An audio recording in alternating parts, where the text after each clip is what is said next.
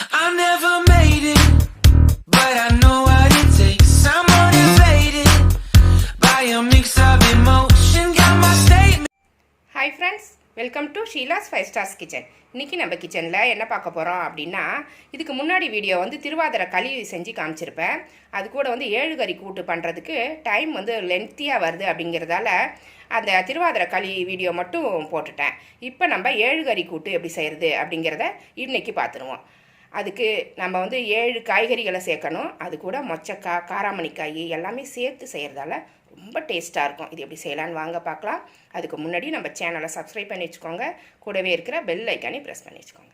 Thank you friends. இப்போது ஏழுகறி கூட்டு இல்லைன்னா 7 தான குழம்புன்னு சொல்லுவாங்க, தாளகம்னு சொல்லுவாங்க பார்த்தீங்களா. அந்த ஏழுகறி கூட்டுக்கு நான் என்னென்ன காய்கறிலாம் எடுத்து வச்சுருக்கேன் அப்படிங்கிறத நான் ஃபஸ்ட்டு காமிக்கிறேன் பாருங்கள். ஏற்கனவே நான் வந்து 21 வகை காய்கறி போட்டு ஏகாதசி அன்னைக்கு குழம்பு வச்சுருந்தேன். அதில் வந்து எலுமிச்சங்காய், நார்த்தங்காயிலேருந்து எல்லா காய்கறியுமே போட்டு 21 காய்கறியிலும் போட்டு குழம்பு வச்சு காமிச்சிருந்தேன். இது வந்து ஏழுகறி கூட்டுங்கிறதால 7 காய்கறி போட்டிருக்கேன். 2 பயறு வகைகளை போட்டு குழம்பு வைக்கிறோம். இது ரொம்ப நல்லாயிருக்கும். ஃபஸ்ட்டு வாழைக்காய் எடுத்து வச்சுருக்கேன். அப்புறம் சக்கரவள்ளி கிழங்கு எடுத்து வச்சுருக்கேன். இந்த ஏழுகறி கூட்டில் வந்து சக்கரவள்ளி கிழங்கு போட்டிங்கன்னா ரொம்ப டேஸ்ட்டாக இருக்கும். ஒரு ஸ்வீட்னஸோடு இருக்கும். இதை சாப்பிடும்போது சாம்பாரில் போட்டு சாப்பிடும்போது நல்லாயிருக்கும். அந்த கூட்டில் இதை கட் பண்ணி போட்டு வெந்ததுக்கப்புறம் சாப்பிடும்போது ரொம்ப டேஸ்ட்டாக இருக்கும். அதனால் நான் சக்கரவள்ளி கிழங்கு எடுத்து வச்சுருக்கேன். அப்புறம் கேரட் எடுத்து வச்சுருக்கேன். சேப்பங்கிழங்கு எடுத்து வச்சுருக்கேன். குடமிளகா எடுத்து வச்சுருக்கேன். பீட்ரூட்டு, கத்திரிக்காய் 1 2 3 4 5 6 7 விதமான காய்கறிகளை எடுத்து வச்சாச்சு. இதோட சேர்த்து இது காராமணி பயிறு ஃப்ரெஷ்ஷாக உரித்து வச்சுருக்கேன். பச்சையாக வாங்கி உரித்து எடுத்து வச்சுருக்கேன். அது மாதிரி பச்சை மொச்சக்காய். இப்போ இது எல்லாமே சீசன் இல்லைங்களா, இந்த சமயத்தில் தான் நம்ம சாப்பிடணும். இதெல்லாம் அதிகமாக சாப்பிட்டு நம்ம உடம்புக்கு வந்து நோய் எதிர்ப்பு சக்தியை அதிகம் பண்ணி வச்சுக்கணும். இது பச்சை மொச்சை. இது எல்லாமே எடுத்து வச்சுருக்கேன். இது எல்லாமே சேர்த்து தான் இன்றைக்கி நம்ம ஏழுகறி கூட்டு செய்ய போகிறோம். ஏழுகறி கூட்டு பண்ணுறதுக்கு காய்கறியெல்லாம் இந்த மாதிரி கட் பண்ணி வச்சுக்கோங்க. பாருங்கள், இவ்வளோ சைஸு கட் பண்ணால் தான் நம்ம வேக வைக்கும்போது, குக்கரில் போட்டு வேக வைக்கும்போதோ இல்லை கூட்டாக பண்ணும்போதும் நல்லாயிருக்கும். டேஸ்ட்டும் நல்லாயிருக்கும்.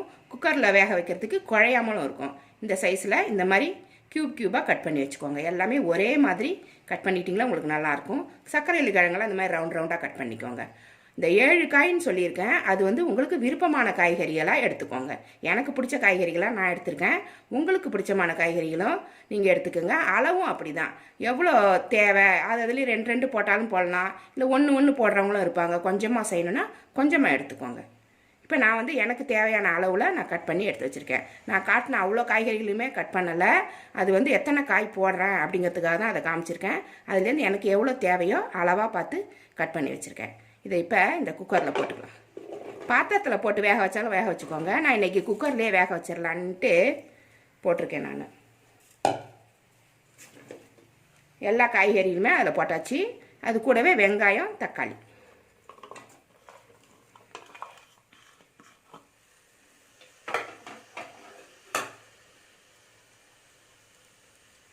பச்சை பயிறு உரித்து வச்சுருந்தோம். இதை வந்து அப்படியே போட தேவையில்லை, எவ்வளோ தேவையோ போட்டுக்கலாம். நான் வந்து ஒரு 2 கைப்பிடி போட்டுக்கிறேன். அது மாதிரி நீங்களும் உங்களுக்கு தேவையான அளவு போட்டுக்கோங்க.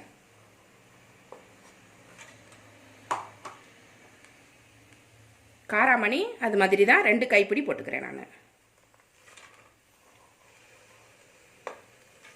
எங்கள் ஊர் சைடுலாம் இந்த மாதிரி இந்த பயிரும் சேர்த்து போட்டு தான் ஏழுகறி கூட்டு பண்ணுவோம். சிதம்பரம் சைடு நாங்கள் இந்த மாதிரி பண்ணும்போது நல்லாயிருக்கும். சிதம்பரத்தில் ஆருத்ரா தரிசனம் ரொம்ப நல்லாயிருக்கும், விசேஷமாக இருக்கும்.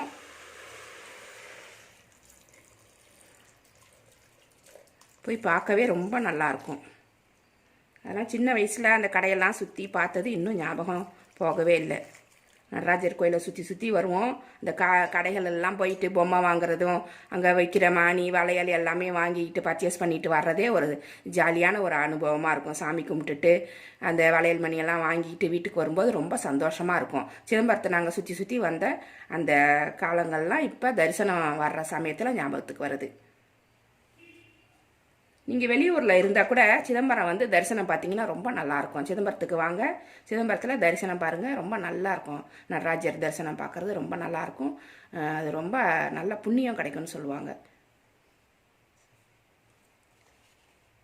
இதுக்கு கொஞ்சமாக மஞ்சள் பொடி போட்டுக்கலாம், ஒரு 1/2 ஸ்பூன் போட்டுக்கிறேன் நான்.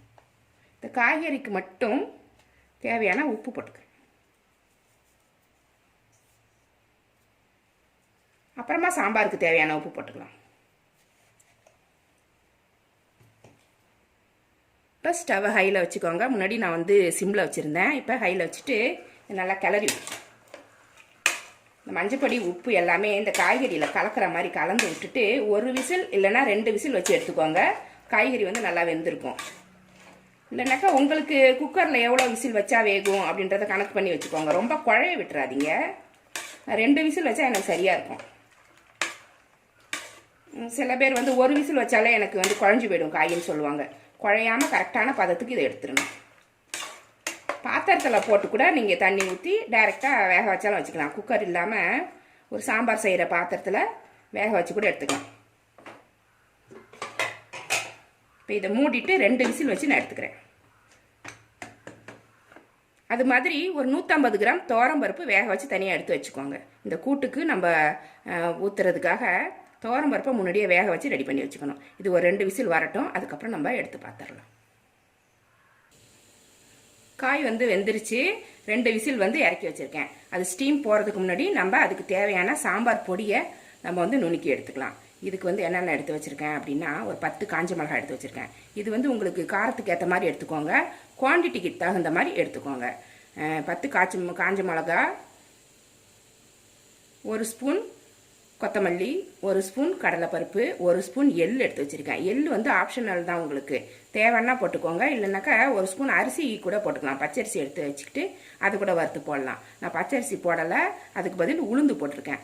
பச்சரிசி எதுக்கு போடுறோம் அப்படின்னா, குழம்பு நல்லா சேர்ந்து வரும், திக்னஸ் கொடுக்கும். அதுக்காக பச்சரிசி போடுவாங்க. நான் அதுக்கு பதில் உளுந்து எடுத்து வச்சுருக்கேன்.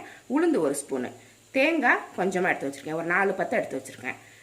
ஒரு 4 துண்டு தேங்காய். இது துருவி எடுத்திங்கன்னா ஒரு 4 ஸ்பூனாக எடுத்து வச்சுக்கோங்க. இது எல்லாத்தையுமே நம்ம ஃப்ரை பண்ண போகிறோம். ஃப்ரை பண்ணிவிட்டு நம்ம மிக்சியில் போட்டு நல்லா அரைச்சி எடுத்துகிட்டு வந்துடணும். இப்போ ஒரு பேன் சூடு பண்ணியிருக்கேன், அதில் இது எல்லாமே போட்டுடலாம்.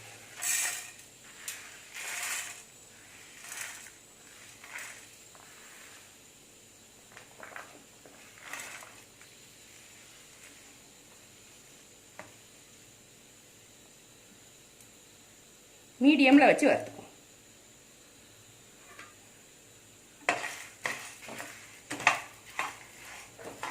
ரொம்ப வறுபட்டுறக்கூடாது. இந்த கலர் மாறாமல் எடுத்துக்கோங்க. ரொம்ப தீஞ்சு போயிடாமல், ஆனால் வறுபட்டுருக்கணும். நல்லா பொன்னிறமாக எடுத்துக்கோங்க. வாசம் வரும், வறுத்த வாசம் சமயத்தில் எடுத்திங்கன்னா சரியாக இருக்கும்.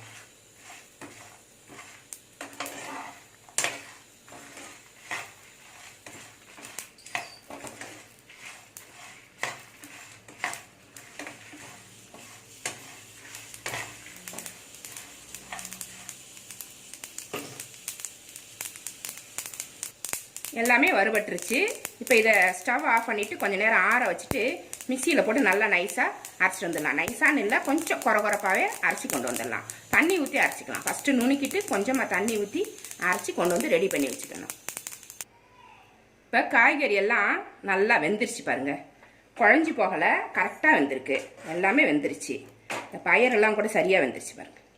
பாருங்கள், இந்த பயிரெலாம் நல்லா அப்படி நசுங்குன்னா நசுங்குது. அதே சமயம் குழஞ்சி போகாமல் கரெக்டாக வெந்திருக்கு. இந்த மாதிரி வேக வச்சு எடுத்துக்கோங்க. இப்போ இதில் ஒரு எலுமிச்சம்பழ அளவு புளி கரைச்சி வடிகட்டி எடுத்து வச்சுருக்கேன். இது வந்து புளி வந்து உங்களுக்கு தேவையான அளவு போட்டுக்கோங்க. அதிகமாக போயிடுச்சுன்னா ரொம்ப புளிக்கும், அதனால் கரெக்டான அளவு போட்டுக்கோங்க. நான் எலுமிச்சம்பழ அளவு, ஒரு சின்ன எலுமிச்சம்பழ அளவு புளி கரைச்சி வடிகட்டி வச்சுருக்கேன். ஸ்டவ்வை ஹையிலே வச்சுக்கலாம். இது கூட வேக வச்சுருந்த துவரம்பருப்பு, 150 கிராம் துவரம்பருப்பு வேக வச்சு எடுத்து வச்சுருந்தேன். அதையும் இதில் போட்டுக்கிறேன்.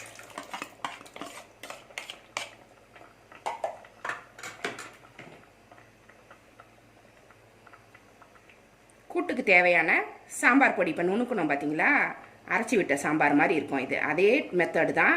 அந்த வறுத்து அரைச்சதை இதில் போட்டுருவோம். ஃபுல்லாகவே நான் போடுறேன்.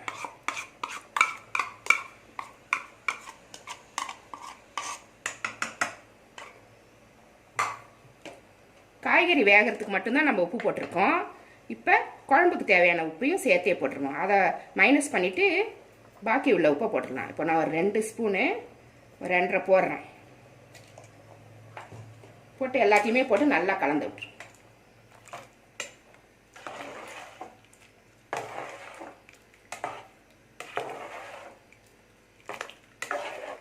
இது கொஞ்ச நேரத்துலேயே திக்காயிடும். இவ்வளோ அரைச்சி போட்டிருக்கோம் இல்லைங்களா தேங்காய்லாம், அதனால் கொஞ்ச நேரத்துலேயே அப்படியே டக்குன்னு திக்காக போயிடும். கூட்டு சேர்ந்து வந்துடும்.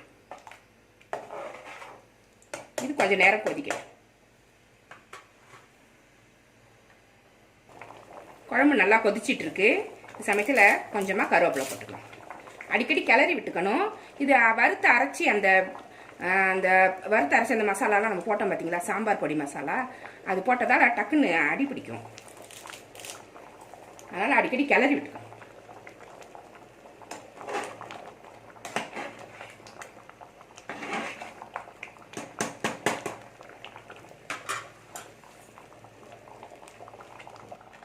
ஒரு சின்ன துண்டு வெல்லம் இதில் சேர்த்துக்கலாம். சேர்த்திங்கன்னா நல்லா டேஸ்ட் இருக்கும், காரம் இல்லாமல் இருக்கும் குழம்பு. இதையும் சேர்த்தே கிளறி விட்டுக்கோங்க. இப்போ எல்லாமே ரெடி ஆயிடுச்சு. இப்போ நம்ம குழம்பை தாளித்து விட்டுற வேண்டியது தான். ஒரு கிளறிட்டு அந்த பக்கம் எடுத்து வச்சுட்டு நம்ம தாளித்து இதில் கொட்டிடுவோம்.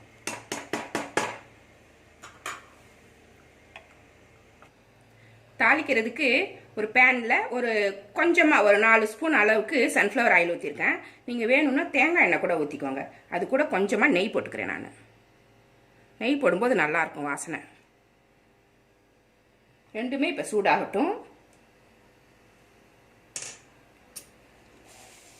1 ஸ்பூன் கடுகு உளுந்தம்பருப்பு, ஒரு 4 காஞ்ச மிளகா 2 உடச்சி வச்சுருக்கேன், அது இதில் போட்டுக்கலாம்.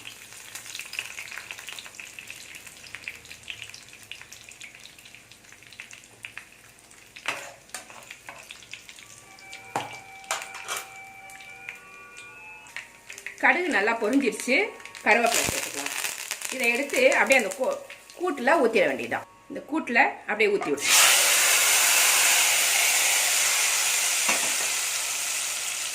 கொஞ்சமாக பெருங்காயம் போட்டு, மல்லி இலை கட் பண்ணி வச்சுருக்கேன், இதையும் இதில் சேர்த்து விட்டுருவோம். சேர்த்து ஒரு கிளறி விட்டுருவோம். அவ்வளோதான், ஸ்டவ்வை நிறுத்திடலாம். கூட்டு ரெடி ஆயிடுச்சு. நல்லா வாசமான கூட்டு அருமையாக ரெடி ஆயிடுச்சு. இது அந்த திருவாதிரை களியோட சேர்த்து சாப்பிடும்போது அவ்வளோ டேஸ்ட்டாக இருக்கும். அந்த இனிப்பான அந்த திருவாதிரை களியோட இது கொஞ்சம் காரமாக இருக்கும். இதை தொட்டு சாப்பிடும்போது அவ்வளோ நல்லாயிருக்கும். இந்த பயரெல்லாம் இதில் இருக்குது பாருங்கள், இதோட சேர்த்து சாப்பிடும்போது அதோட டேஸ்ட்டே அருமையான டேஸ்ட்டாக இருக்கும். இதை ஒரு கப்பில் எடுத்து வச்சு நான் காமிக்கிறேன். இந்த கூட்டு ரெடி ஆனதுக்கப்புறம் இப்படி இருக்கும். இந்த கூட்டில் ஹைலைட்டே இந்த மொச்சக்காயும் காராமணிக்காய், இந்த சக்கரவள்ளி கிழங்கு, இது அந்த கூட்டில் வேகும்போது அவ்வளோ டேஸ்ட்டாக இருக்கும். களியோடு சாப்பிடும்போது ரொம்ப நல்லாயிருக்கும். நம்ம இதை எப்பயுமே நம்ம செய்ய போகிறது கிடையாது. இது மாதிரி விசேஷ நாள்லையாவது மறக்காமல் இதை நம்ம செய்யணும். இது மாதிரி நீங்களும் செஞ்சு பாருங்கள். இந்த ரெசிபி பிடிச்சிருந்தா நம்ம சேனலை சப்ஸ்கிரைப் பண்ணி வச்சுக்கோங்க. கூடவே இருக்கிற பெல் ஐக்கானையும் ப்ரெஸ் பண்ணி வச்சுக்கோங்க. லைக் பண்ணுங்கள், ஷேர் பண்ணுங்கள், கமெண்ட் பண்ணுங்கள். இவ்வளோ நேரம் என்னோடய வீடியோவை பார்த்த எல்லாருக்குமே நன்றி. Thank you friends.